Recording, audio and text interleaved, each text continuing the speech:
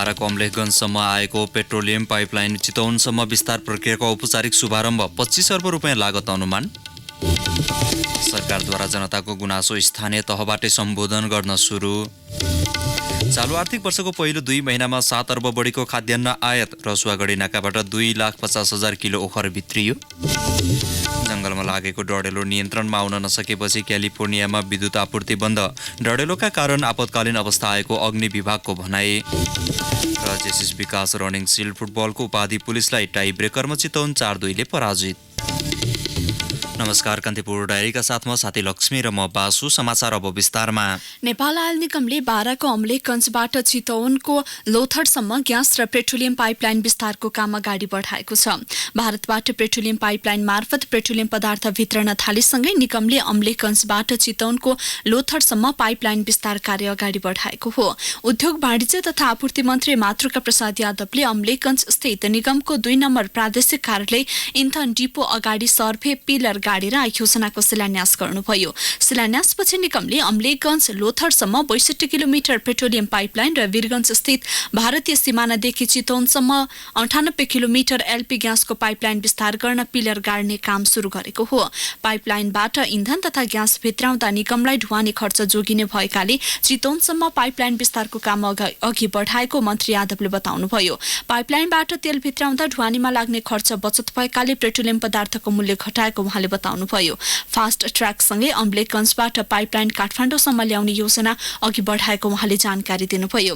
निगमका कार्यकारी निर्देशक सुरेन्द्र प्रसाद पौडेलले पाइपलाइनको लागि बाटो बनाइरहेको जानकारी दिँदै अहिले सर्भे र विस्तृत अध्ययन प्रतिवेदन डीपीआरको काम भइरहेको बताउनुभयो। यसको लागि निगम तथा इन्डियन आयल कर्पोरेसनले संयुक्त रूपमा इन्जिनियरिङ अध्ययनको काम गरिरहेको उहाँले जानकारी दिनुभयो। इन्जिनियरिङ अध्ययन संस्थान पुलचोकले 6 महिना अघि दिएको प्रतिवेदन अनुसार प्रारम्भिक लागत करिब 25 अर्ब हुने उहाँले जानकारी दिनुभयो। लोथरमा पाइपलाइनबाट प्रति घण्टा पेट्रोलियम पदार्थ 290 किलोलिटर र एलपी ग्यास करिब 100 टन आयात हुने उहाँले जानकारी दिनुभयो। लोथरमा 1 लाख किलोलिटर पेट्रोलियम पदार्थ र 20,000 मेट्रिक टन एलपी ग्यास भण्डारण गर्ने क्षमता भएको ट्याङ्क निर्माण गरिने योजना रहेको उहाँले जानकारी दिनुभयो।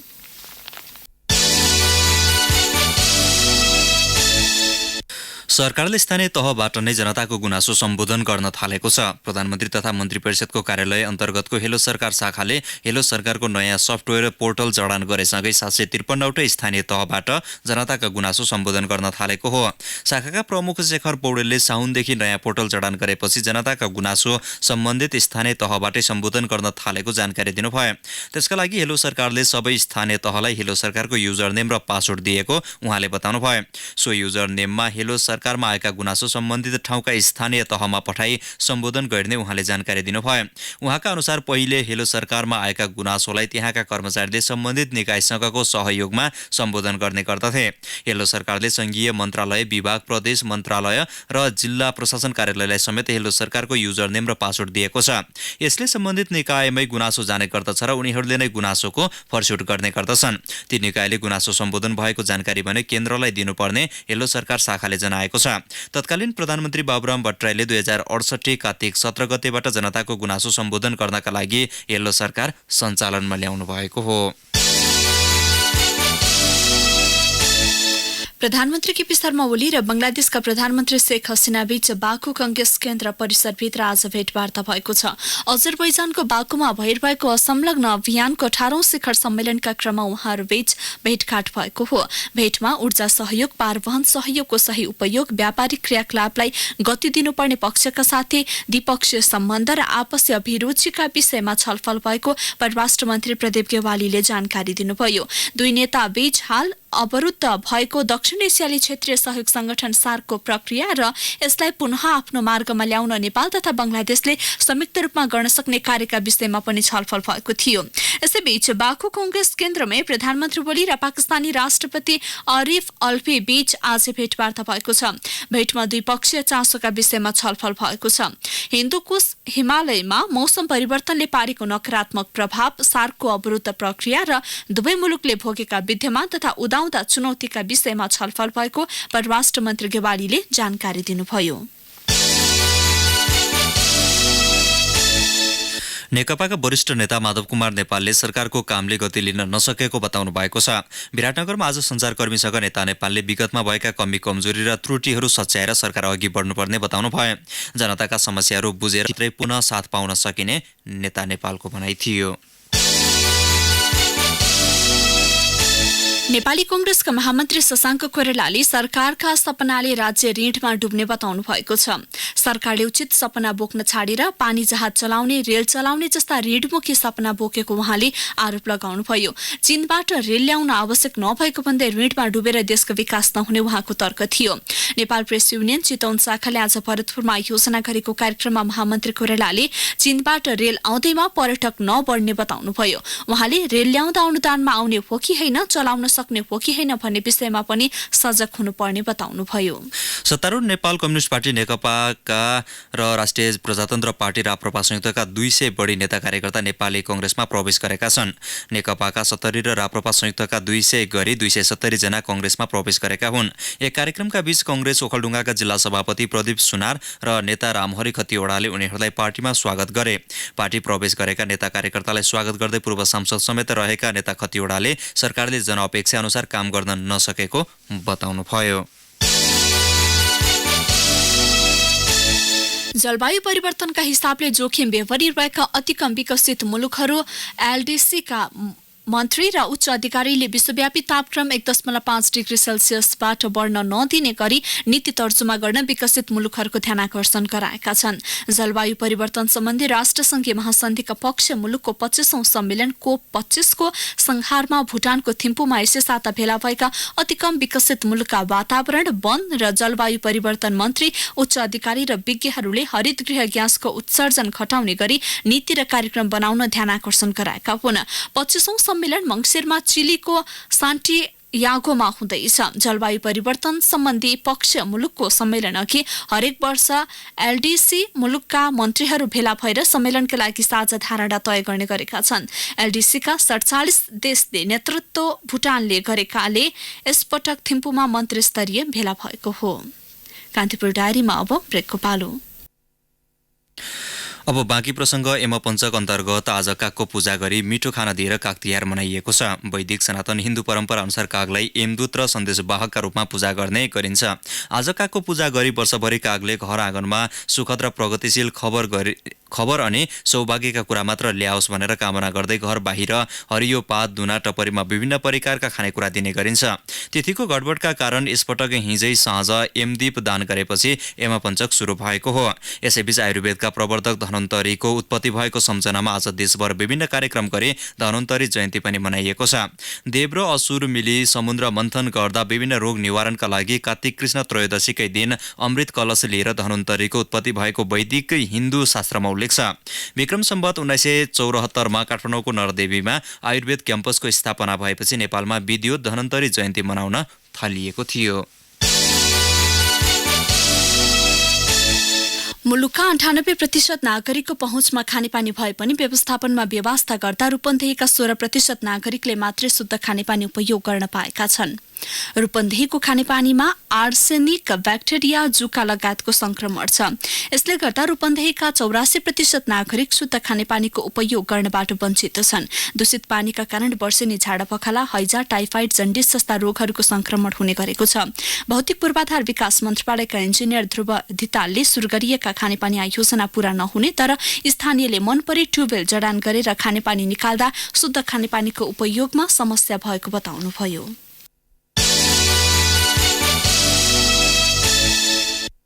दशैं तिहार जस्ता नेपालीहरूको महान पर्वको अवसर पारेर मुलुकका विभिन्न स्थानमा मनोरञ्जनात्मक कार्यक्रमहरू हुने गर्दछन्।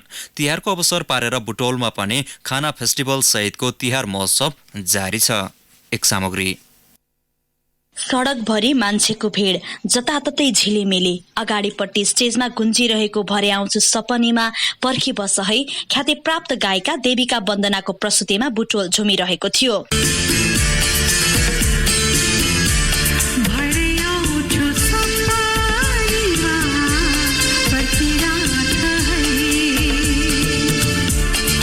पालो उनले उनले आफ्ना सबै गीत गाउँदै मनोरञ्जन दिइरहेकी थिइन्। यो रमाइलो दृश्य बुटवलको अमरपथमा देख्न सकिन्छ। हरेक वर्ष जस्तै तिहारको बेला अमरपथको गल्लीमा आयोजना गरिएको दीपावली महोत्सवमा कलाकारको प्रस्तुतिसँगै तिहारको रौनकमा मानिस झुमिरहेका थिए। माहौल नै मनोरञ्जनात्मक अनि दर्शकको भीड़। तिहार आएको भान गराउने दीपावली महोत्सव तथा फूड फेस्टिभल अमरपथ स्थित व्यवसायको समिति र यहाँ स्थित सामाजिक संस्थाले पालै पालो गर्ने गर्दछन्। विगत 11 वर्षदेखि भइरहेको महोत्सवको 12औं संस्करणको यो वर्षको आयोजना क्यान्सर क्लिनिक सहयोगार्थ लियो क्लब अफ तिलोत्तमाले गरेको छ। Cancer clinic lions club of Butwal तिलोत्तमाले निर्माण गर्दैछ। महोत्सवमा गायिका देविका वन्दना सहित चर्चित गायक दीपक वज्राचार्य, हिमाल श्रेष्ठ, हास्य कलाकार विष्णुजी पाण्डेको समेत प्रस्तुति रहने क्लबका सचिव दिनेश श्रेष्ठले बताए। क्यान्सर क्लिनिकको सहयोगार्थ भनेर चाहिँ अहिले हामीले यो 12औं अमरपथ दीपावली महोत्सव चाहिँ हामीले गर्न खोजिरहेका छौँ। र फूड फेस्टिभल पनि भएकाले 10 स्टलमा विभिन्न परिकार समेत राखिएको उनको भनाइ छ। महोत्सव अवधिभर अमरपथमा वस्तु खरिद गर्ने ग्राहकका लागि उपहार कुपन र पुरस्कारको व्यवस्था समेत छ। साथै पसलमा कपडा खरिदमा 10 देखि 30% सम्म छुटको व्यवस्था रहेको छ। उक्त महोत्सवमा रमाइरहेका दर्शकले हरेक वर्ष हुने यो महोत्सवले आफूहरूलाई मनोरञ्जन प्रदान गरेको बताउँछन्। घरमा बसिराख्दा बोर लाग्छ अनि यसो बाहिर केटाकेटीहरूलाई भुलाउन पनि भयो, त्यही भएर महोत्सवतिरै आइन्छ। पहिलेदेखि यो तिहार महोत्सव भइरहन्थ्यो। हाम्रो पढाइ चाहिँ काठमाडौँ भएको कारणले गर्दा घर आउँदाखेरि तिहार महोत्सव हुँदा एकदमै हामीलाई एकदम रमाइलो लाग्छ। विभिन्न ठाउँबाट नयाँ नयाँ कलाकारहरू आउनुहुन्छ, हामीलाई मनोरञ्जन हुन्छ, रमाइलो एकदमै रमाइलो लाग्छ। तिहारको गीत गाउँछन्, नाच्ने पनि गाउने पनि हैछ, झिलिमिली पनि लाउँछन्, कति रमाइलो छ। यहाँ सडकमै महोत्सव आयोजना गरिएकाले टिकटको आवश्यकता पर्दैन र जति पनि मानिसले अवलोकन गर्न सक्छन्। आइतबार सकिने महोत्सवमा 1.5 लाख मानिसले अवलोकन गर्ने र 24,50,000 रुपियाँ खर्च हुने आयोजकको भनाइ छ। महोत्सवले रमाइलोसँगै कलाकारको प्रस्तुति देख्न पाइने भएकाले वर्षेनी हुने महोत्सवले रौनक त छाएको बुझाइ छ। रेडियो कान्तिपुरका लागि सञ्जु पौडेल, बुटवल। महोत्तरीमा प्रहरीले अवैध भारतीय तथा नेपाली रुपैयाँ सहित छुट्टा छुट्टै स्थानबाट 2 जनालाई पक्राउ गरेको छ। उनीहरूको साथबाट 16,75,000 रुपैयाँ बरामद भएको प्रहरीले जनाएको छ। प्रहरीको विशेष टोलीले जलेश्वर नगरपालिका 3 स्थित 10 गजा क्षेत्रबाट जनकपुर उपमहानगरपालिका 8 का 32 वर्षीय विजय महासेठलाई बिहान 5,75,000 भारतीय नोट सहित पक्राउ गरेको छ। मटिहानी 6 का 24 वर्षीय जीवन कुमार पूर्वेलाई 11 लाख रुपैयाँ सहित पक्राउ गरेको प्रहरीले जनाएको छ। सीमा क्षेत्रमा नेपाली तथा भारतीय रुपैयाँको अवैध कारोबार गर्ने गिरोह सक्रिय भएको सूचनाको आधारमा उनीहरूलाई पक्राउ गरेको महोत्तरीका प्रहरी उपरीक्षक श्यामकृष्ण अधिकारीले बताउनुभयो। भारतीय नम्बर प्लेटको ट्रक र मोटरसाइकल आपसमा ठोकिँदा रूपन्देहीमा 1 जनाको मृत्यु भएको छ, 1 जना घाइते भएका छन्।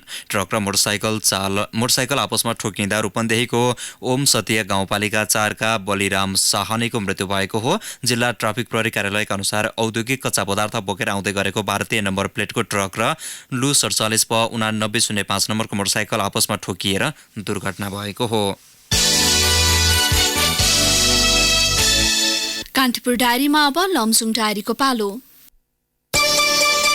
लमजुङ डायरीबाट आश गुरुङको नमस्कार। बेसीसहर नगरपालिका 3 गाउँसहर स्थित थुम्का डाँडा दलित बस्तीका घर घरमा खानेपानीको धारा निर्माण गरिएको छ। पहिले सामूहिक धारा रहेको गाउँमा अहिले घरै पछि धारा बनाइएको अलैँचीबारी खानेपानी तथा सरसफाई समितिका अध्यक्ष अजय मजाकोटीले बताउनुभयो। उहाँका अनुसार बेसीसहर नगरपालिकाको सहयोगमा समिति मार्फत गाउँका 60 घरमा घर घरै धारा जडान गरिएको छ। थुम्का डाँडामा खानेपानीको धारा निर्माणका लागि बेसीसहर नगरपालिकाले 5.5 लाख रुपियाँ दिएको थियो। 60 घरले 5,000 रुपियाँको दरले श्रमदान गरेका छन्। लमजुङमा तिहार लक्षित अनुगमन थालिएको छ। बेसीसहर सुन्दरबजार भोटेउडार लगायत बजारमा गरिएको अनुगमनका क्रममा किराना पसलले म्याद गुज्रेका सामान राखेको फेला परेको छ। नापतल नवीकरण नगरिएको, बोर्ड मूल्य सूची नटाँसिएको साथै बिना दर्ता नै पसल सञ्चालन गरेको भेटिएको छ। गुणस्तर तथा नापतोल कार्यालय पोखरा, घरेलु तथा साना उद्योग कार्यालय, प्रशासन कार्यालय, लमजुङ उद्योग वाणिज्य संघ, स्थानीय तहका अधिकारीले गरेको अनुगमनका क्रममा बढी मात्र पसलमा म्याद नआएका सामग्री फेला परेको हो। राष्ट्रिय उपभोक्ता मञ्चका अध्यक्ष डम्बरबहादुर अधिकारीले विगतका अनुगमनका क्रममा दिइएका निर्देशन तथा चेतावनी पालना नभएको बताउनुभयो। मर्स्याङ्दी गाउँपालिकाका स्थानीयले सामाजिक कुरीति र कुसंस्कार विरुद्ध एक हुने प्रतिबद्धता जनाएका छन्। मर्स्याङ्दीका गाउँ गाउँमा सभ्य समाज निर्माणका लागि नागरिक सचेतना तथा खबरदारी कार्यक्रम अहिले सञ्चालन गरिएको छ। समाजमा अझै छुवाछुत हट्न नसकेको जुवातास, मादक पदार्थ सेवन, होहल्ला, चेलीबेटी बेचबिखन, भ्रष्टाचार जस्ता सामाजिक समस्या र कुरीतिले नकारात्मक असर पारेको भन्दै यसको रोकथामबारे छलफल गरिएको छ। छलफलका क्रममा उनीहरूले जाँडक्सी नखाने, जुवा तास नखेल्ने, भ्रष्टाचार गर्नेलाई बहिष्कार गर्ने, कुनै पनि प्रकारको छुवाछुत र भेदभाव नगर्ने, सबै खाले अपराध तथा कुसंस्कार र कुरीति अन्त्यका लागि सक्रिय रहने भन्दै प्रतिबद्धता जनाएका छन्। कोलासोतर गाउँपालिका 1 का घर घरै आलुको बिउ दिइएको छ। ओडा कार्यालयले किसानलाई आत्मनिर्भर साथै व्यावसायिक बनाउन घर घरै आलुका बिउ वितरण गरेको हो। ओडाका 160 जनालाई 50% अनुदानमा आलुको बिउ दिइएको ओडा अध्यक्ष पेमा गुरुङले बताउनुभयो। चालु आर्थिक वर्ष 2076-77 को 5 लाख रुपियाँ बजेटबाट किसानलाई आलुको बिउ वितरण गरिएको हो। किसानलाई 3800 किलो आलुको बिउ वितरण गरिएको उहाँले बताउनुभयो।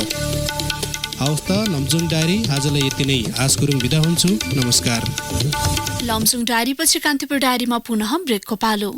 अब आर्थिक प्रसङ्ग। चालु आर्थिक वर्षको पहिलो 2 महिनामा भारत लगायतका मुलुकबाट 7 अर्ब बढीको खाद्यान्न आयात भएको छ। माग अनुसारको आपूर्ति हुन नसक्दा खाद्यान्नमा वर्षेनी परनिर्भरता बढ्दै गएको हो। भन्सार विभागको तथ्याङ्क अनुसार साउन र भदौमा मात्र 7 अर्ब 4 करोड 58 लाख 69 हजार रुपियाँ बराबरको चामल, मकै, गहुँ लगायतका खाद्यान्न आयात भएको हो। यो अघिल्लो आर्थिक वर्षको सोही अवधिको तुलनामा 29 करोड 90 लाख 3 हजार रुपियाँले बढी हो। आर्थिक वर्ष 2075-76 को 2 महिनामा 7 अर्ब 15 करोड 96 लाख 6 हजार बराबरको खाद्यान्न मुलुक भित्रिएको थियो। मुलुकमा अर्बौं रुपियाँको खाद्यान्न आयात हुँदा सो अवधिमा जम्मा 47 लाख 17 हजारको निर्यात भएको विभागको तथ्याङ्क छ। भारतसहित चीन, थाइल्यान्ड, बङ्गलादेशबाट खाद्यान्न आयात हुने गरेको छ। खेतीयोग्य जमिन घट्दै गएको र काम गर्ने जनशक्ति अभावले माग अनुसार उत्पादन नहुँदा ठूलो परिमाणमा खाद्यान्न आयात हुँदै आएको छ। गत आर्थिक वर्षमा 51 अर्ब 80 करोड 23 लाख 96 हजार रुपियाँको खाद्यान्न मुलुक भित्रिएको थियो। नेपालमा चिनिया ओखरको आयात वर्षेनी बढ्दै गएको छ। चालु आर्थिक वर्षको 3 महिनामा रसुवागढी नाकाबाट 2,49,241 किलो ओखर आयात भएको छ। छोडाएको र बोक्रा सहित गरी 3 महिनामा 7 करोड 8,80,333 रुपियाँ बराबरको ओखर आयात भएको रसुवागढी भन्सार कार्यालयले जनाएको छ। अघिल्लो आर्थिक वर्षको सोही अवधिमा 1,22,382 केजी ओखर आयात भएको थियो। चालु आर्थिक वर्ष अघिल्लो वर्षको सोही अवधिको तुलनामा आयात 2% बढेको रसुवागढी भन्सार कार्यालयले जनाएको छ। आन्तरिक उत्पादन पर्याप्त नहुँदा चीनबाट ओखर आयात बढेको भन्सार कार्यालयका प्रमुख भन्सार अधिकृत पुण्य विक्रम खड्काले बताउनुभयो। यो नाकाबाट आर्थिक वर्ष 2074-75 मा 1,02,490 केजी र आर्थिक वर्ष 2075-76 मा 3,79,137 केजी ओखर आयात भएको कार्यालयको तथ्याङ्क छ। नेपालमा चीन, भारत, चिली, अमेरिका र युएईबाट ओखर आयात हुने गरेको छ। नेपालको हिमाली र उच्च लेकाली क्षेत्रहरूमा ओखर उत्पादन हुने गर्छ।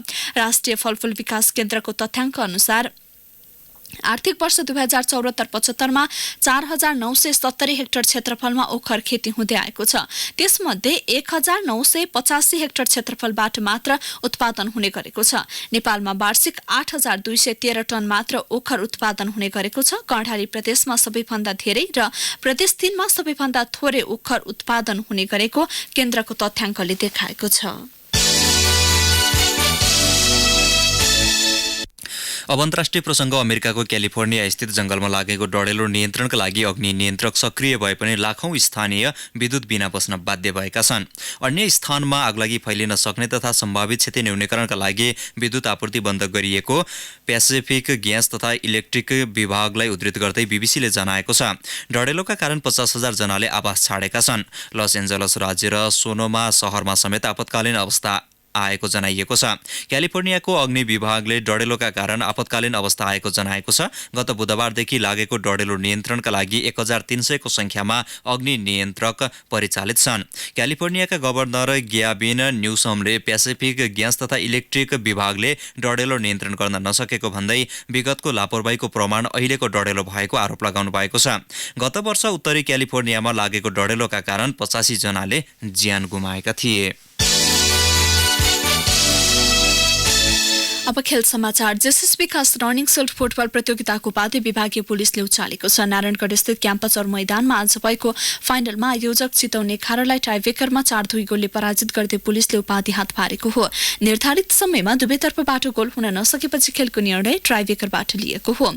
चितवनका कप्तान रूपेश पर्तौला र अश्विन पाक्रेनको प्रहार विफल हुँदा पुलिसका सबै प्रहार सफल भए। उपाधिसहित पुलिसले 6,06,666 र उपविजेता बनेको चितवनले 3,33,333 रुपियाँ प्राप्त गरेको छ। प्रतियोगिताको सर्वोत्कृष्ट खेलाडी पुलिस क्लबका रवि पासवान बने, उनले 25,000 रुपियाँ पाए। उत्कृष्ट गोलकिपर पुलिसका शत्रुघ्न चौधरी र उत्कृष्ट डिफेन्डर चितवनका सुन्दास महतो बने, उनीहरूले जनै 15,000 रुपियाँ पाए। सर्वाधिक गोलकर्ता चितवनका रूपेश पर्तौला र पुलिसका सुमन लामा बने, उनीहरूले समान 3 गोल गरेका थिए। उनीहरूले संयुक्त रूपमा 15,000 रुपियाँ पाए। अनुशासित टिम जावलाखेल युथ क्लब बन्यो।